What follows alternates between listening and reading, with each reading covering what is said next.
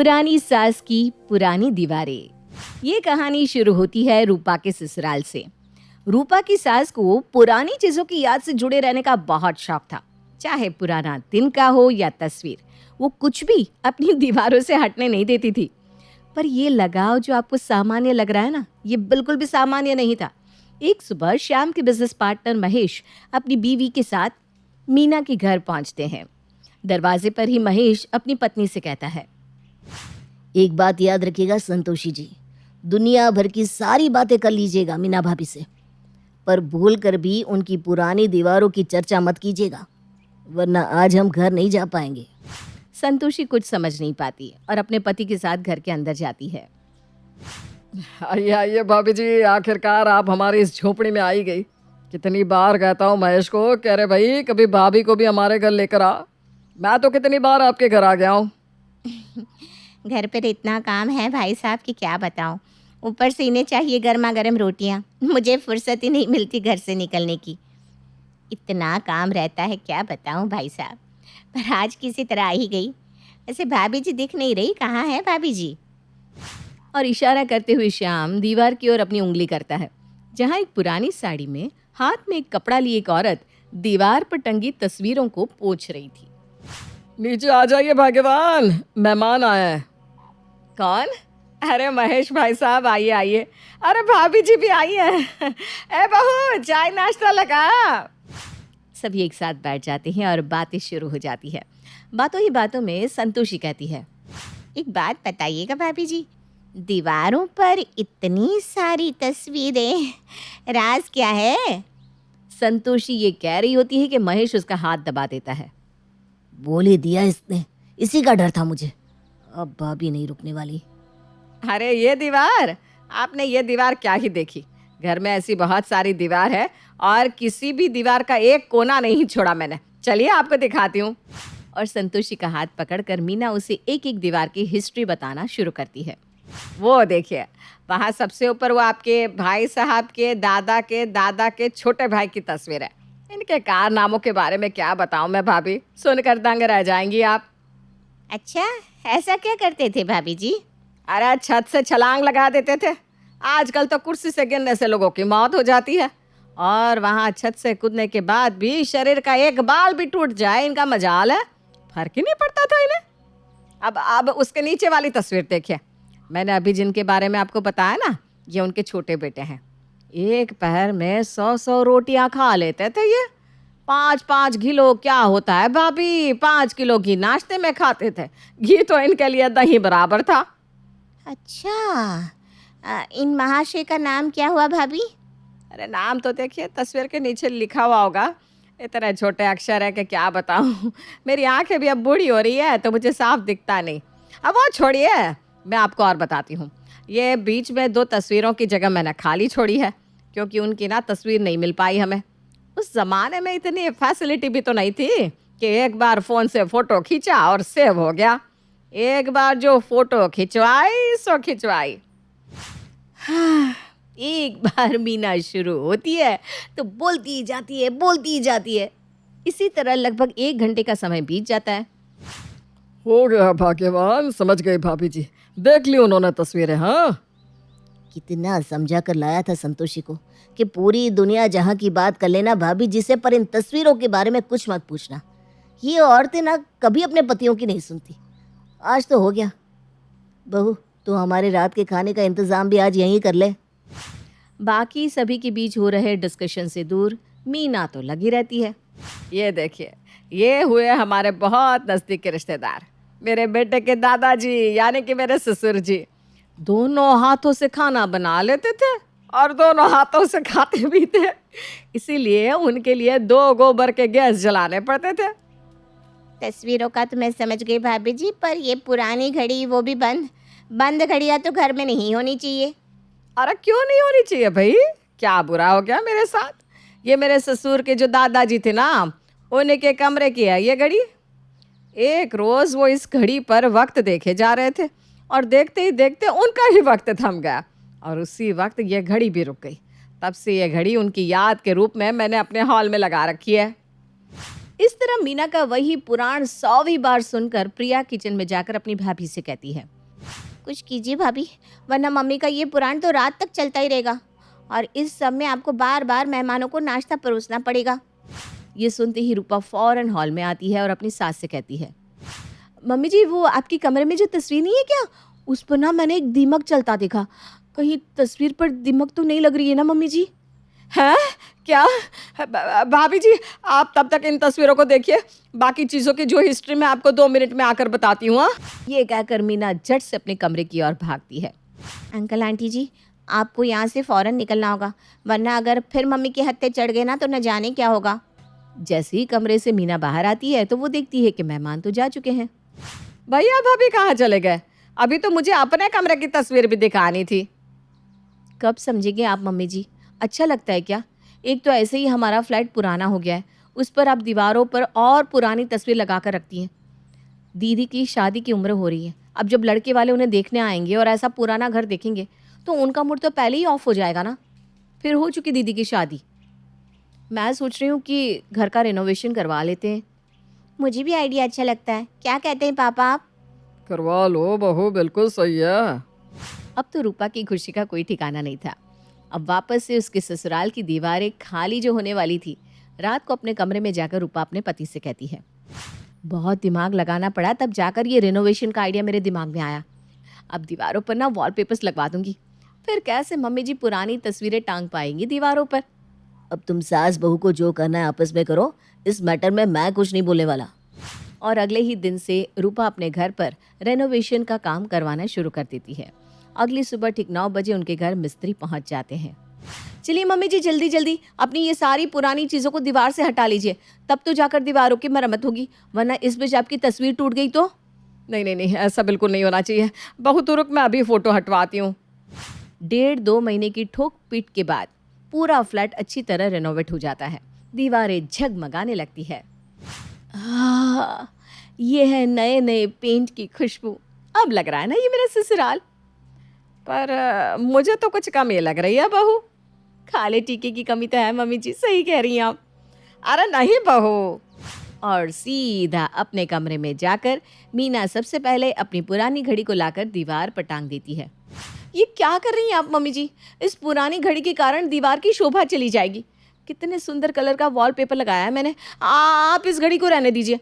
मैंने एक घड़ी ऑर्डर कर दी है मम्मी जी, वही लगाऊंगी मैं यहाँ पर। नहीं नहीं नहीं बहू, इस दीवार पर तो मेरी ये घड़ी ही लगेगी। मीना यहीं नहीं रुकती, वो वापस में अपने खानदान के सभी लोगों की तस्वीर लाकर दीवार पर लगाना शुरू कर देती है। हो गया कल्याण। अब मेहमान आते ही सबसे पहले आपके खानदान की सभी लोगों की तस्वीर देखेंगे और मम्मी से पूछेंगी कौन है ये लोग, और मम्मी जी फिर से उन्हें राम कथा सुनाना शुरू कर देंगी। और लगाओ दिमाग, मैं तो पहले ही जानता था ऐसा ही कुछ होगा। हो गया तुम्हारा सारा रेनोवेशन बेकार। अगर नई दीवारों पर वापस से आपको अपनी पुरानी चीजें लगवानी ही थी तो क्या फायदा हुआ दीवारों पर वॉलपेपर लगाने का मम्मी जी? और कौन लगाता है अपने घर में पुरानी घड़ी? हद हो गई मम्मी जी, कसम से हद हो गई। गुस्से में रूपा किचन में जाती है और वो क्या देखती है, किचन में एक पुराना बल्ब लटक रहा है। ये क्या है? इन मिस्त्रियों से भी काम सही से नहीं होता। गुस्से में वो बाहर आती है और राज मिस्त्री को फोन लगाती है। अगर रसोई में टंग रहे बल्ब के बारे में कंप्लेंट करने के लिए फ़ोन कर रही है तो मत करना बहू, क्योंकि वहाँ वो बल्ब मैंने ही लगाया है। क्या? पर क्यों मम्मी जी? अरे बहू, अब बाहर की दीवार पर जगह ही नहीं बची थी तो मैंने सोचा ये बल्ब टांगू कहाँ पर। ये तेरे ससुर जी के दादा के पिता की है। अब देख, ये दीवार सबको पुरानी यादों की तरफ लेकर जाएगी, तो घर में पीली रोशनी भी तो होनी चाहिए जिसे देखकर सब महसूस करे कि वो पुराने ज़माने में आ गए। अब समझ भी रही हैं कि आप क्या कह रही हैं मम्मी जी? इस तरह मीना से रूपा तो पूरी तरह परेशान हो गई थी, पर अब उसकी हरकतें धीरे धीरे बाकियों को भी परेशान करने लगी थी। एक सुबह श्याम न्यूज़पेपर पढ़ता हुआ अपने फ़ोन को ही टीवी का रिमोट समझकर प्ले करने लगता है। मैं बिना सामने जब टीवी नहीं है तो चालू कैसे होगी? सामने वाली दीवार पर तो आपने अपनी तस्वीरों को टांग रखा है, तो इस टीवी को मैं दूसरी दीवार पर आज ही लगवा देता हूँ। बिना टीवी के तो पेट ही साफ नहीं होता मेरा। अनुपमा का कितना सारा एपिसोड निकल गया पापा। अरे नहीं नहीं नहीं, मेरे ससुराल के पक्ष के लोगों की तस्वीर तो इधर हो गई, उधर मैं मायके वालों की तस्वीर लगाऊंगी। फिर दीवार पर जो 2 तस्वीरों की जगह खाली है ना, वहाँ पर मैं एक अपनी तस्वीर लगा देती हूँ मम्मी जी, क्योंकि जिस तरह आप मुझे इरिटेट कर रही हैं ना, ज़्यादा दिन की नहीं रही मैं। मुझे ये सब नहीं पता, मेरा टीवी लग जाना चाहिए। 2 महीने से मैंने टीवी नहीं देखा। इतना महंगा टीवी लाने का फ़ायदा ही क्या, जब तुम टीवी की जगह तक नहीं छोड़ रही दीवार पर। और क्या रिनोवेशन कराया तूने बहू? कम से कम पहले दीवार पर टीवी तो था, रेनोवेशन के बाद तो वो जगह भी तेरी सास ने हड़प ली। और इसी बात पर बहस हो रही थी कि अंदर कमरे से गौतम की आवाज़ आती है। अरे मेरी चाबी नहीं मिल रही है रूपा, मेरी गाड़ी की चाबी देखी क्या तूने? अरे वही ड्रेसिंग टेबल के सामने तो पड़ी है। अरे वो तो तुम्हारे कबर्ड की चाबी है। गौतम कमरे से बाहर आता है। यहाँ दीवार पर कम से कम चाबियों का एक होल्डर तो होना चाहिए ना। कहाँ टांगू मैं चाबियाँ? इसी कारण बार बार चाबियाँ गुम जाती है। कभी ऑफिस की चाबी नहीं मिलती तो कभी गाड़ी की। दीवार पर कहीं जगह दिखती है तो तू भी एक होल्डर लगवा ले बेटा। पर कहाँ है जगह? क्या मम्मी, बेकार में आपने दीवार को इतना ज्यादा भर रखा है? जब मैं यही बात कह रही थी तब तो तुम कह रहे थे सास बहू के बीच में मुझे नहीं बोलना। अब अपने पर आई तो कैसे दिमाग ठिकाने लग गया? मजाक नहीं कर रहा हूँ मैं रूपा, सच में मेरा दिमाग बहुत खराब है। गाड़ी की चाबी नहीं मिलेगी तो क्या मैं बस से जाऊंगा ऑफिस? मीना के दीवारों पर अपनी पुरानी चीजें टांग कर दीवारों को पूरी तरह भरने की उसकी आदत अब सभी के लिए एक बला बन गई थी। इसी तरह अब हर रोज सुबह उठते ही इस टॉपिक को लेकर कलेश शुरू हो जाता पर मीना को कोई फर्क ना पड़ता। एक शाम फोन कर महेश जी एक रिश्ता प्रिया के लिए बताते हैं। अब प्रिया बेटी की उम्र तो शादी की हो ही गई है बहू। एक बहुत अच्छे लड़के का घर पता चला है मुझे। मैंने उन्हें तुम लोगों का एड्रेस दे दिया है, वो कल तुम्हारे घर पहुंच जाएंगे। अच्छे से खातिर करना उनकी। मेरे हिसाब से तो ये रिश्ता पक्का ही है। तस्वीर दिखा दी थी मैंने प्रिया की उन्हें। उन्हें तो लड़की पसंद है। 5 लाख महीने कमाता है लड़का। प्रिया खुश रहेगी। अरे वाह अंकल जी, ये तो बड़ी अच्छी न्यूज़ दी आपने। ये काम हो गया ना तो इससे अच्छा तो कुछ हो ही नहीं सकता। अगली सुबह सभी लड़के वालों के आने के इंतजार में बैठे हैं। अगर लड़के वाले पूछे कि ये नाश्ता किसने बनाया है तो तुम यही कहना, ये नाश्ता तुमने बनाया है प्रिया। कितनी मेहनत कर रही हैं आप मेरा रिश्ता लगवाने के लिए भाभी। I am so lucky to have you. Please mummy ji, अगर कोई आपसे इन तस्वीरों के बारे में पूछे तो आप प्लीज़ प्लीज़ प्लीज़ अपना पुराण मत शुरू कर दीजिएगा। कम से कम अपनी बेटी के भविष्य के बारे में तो सोचिएगा। एक तो मुझे समझ में नहीं आता कि घर कौन चला रहा है, ये आपकी तस्वीर पर टंगी पुरानी घड़ी या आपका बेटा। तो मुझे ज्ञान मत दे बहू, देख लूंगी मैं। कुछ देर बाद लड़के वाले वहां पहुंच जाते हैं। घर के अंदर आते ही सुषमा के सर पर सलवटें आ जाती है। हे भगवान, ये कोई घर है या कबाड़ खाना? और ये महक कहाँ से आ रही है? डिज़ाइन ही आंटी जी, हमने घर को ना म्यूजियम का लुक दिया है। ये देखिए पुरानी चीज़ें हर तरफ लगी हुई हैं। 50+ हूँ, इसका मतलब ये नहीं है बेटा कि मुझे आजकल की चीज़ों की नॉलेज नहीं है। इंटीरियर डिज़ाइनर हूँ मैं। वैसे आप लोगों ने इस घर को इस तरह क्यों बना रखा है? और फैमिली ट्री तो देखी थी, ये फैमिली विलेज लग रहा है दीवार पर। कम से कम 30 से ऊपर तस्वीर होगी नहीं सुशील? वैसे ये लोग है कौन? अरे बस इसी की तो देरी थी। नहीं नहीं नहीं नहीं mummy ji, please please please कुछ मत बोलिएगा मम्मी जी। रूपा पीछे से इशारा करती रह जाती है पर मीना तो रुकने वालों में से थी नहीं। वो हो जाती है शुरू। ये सबसे ऊपर में जो है ना, वो मेरे हस्बैंड के दादा के छोटे भाई की तस्वीर है। इनके कारनामों के बारे में तो क्या बताऊं मैं भाभी, सुनकर दंग रह जाएंगी आप। दंग नहीं रहना भाभी जी, मुझे प्रिया से मिलना है। अरे कहाँ जा रही है आप? मेरी बात तो सुनिए। मुझे नहीं सुनना, मैं आपकी बेटी को देखने आई हूँ, पुरानी दीवारों पर लगी पुरानी चीज़ों को नहीं। अरे जिसकी मैंने आपको तस्वीर दिखाई ना, वो तो छत से कूद जाते थे। सुनिए तो। सुषमा के बार बार मना करने के बावजूद मीना उसका हाथ पकड़कर उसे दीवार पर लगी तस्वीर दिखाना शुरू कर देती है। 1 घंटे हो गए, न जाने क्या दिखा रही है आपकी मिसेस सुषमा को। जिस लड़की की माँ मम्मी को जबरदस्ती अपनी पसंद की चीजें दिखा रही हो, इस तरह बिहेव कर रही हो, उसकी बेटी से क्या रिश्ता करना पापा? टाइम वेस्ट कर रहे हैं यहाँ आप। चलिए यहाँ से। नमस्ते, हम चलते हैं। सुशील अंदर जाकर अपनी पत्नी को ढूंढता है पर उसे कहीं अपनी पत्नी नहीं मिलती। नाराज मत होइए अंकल जी, आप प्रिया से तो मिल लीजिए। मम्मी तो यहाँ बेहोश पड़ी है पापा। लगता है इस आंटी की बातों से मम्मी को चक्कर आ गए। ऐसे भी बेचारी को माइग्रेन है। वो तो महेश जी के कहने पर मैं यहाँ आया था, वरना हमारा क्लास ही अलग है। एक बात कहना चाहता हूँ श्याम जी, अपनी पत्नी को समझाइए, थोड़ा कम बोले, वरना जैसी उनकी आदत है ना, आपकी बेटी पूरी जिंदगी कंवारी रह जाएगी।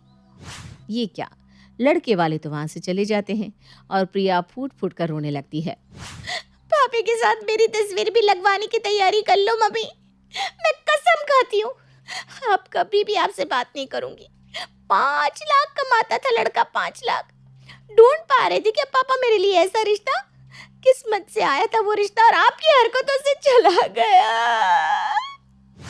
अब सब मीना से इतने नाराज हो जाते हैं कि कोई भी मीना से बात करना ही छोड़ देता है। अपनी बेटी को हर वक्त रोता देख मीना समझ जाती है कि अनजाने में वो क्या कर रही थी। अगली सुबह जब रूपा अपने कमरे से बाहर आती है तो क्या देखती है, सारी दीवारें खाली पड़ी है। मेरे परिवार वालों से ज़्यादा ज़रूरी नहीं है, पुराने पिक्चर हटा दिए मैंने, सारी तस्वीरें हटा दी, मुझे माफ़ कर दे बेटा। अरे टीवी तो लगाओ भाई फिर। और आखिरकार रूपा को अपने ससुराल की दीवार खाली मिल ही जाती है।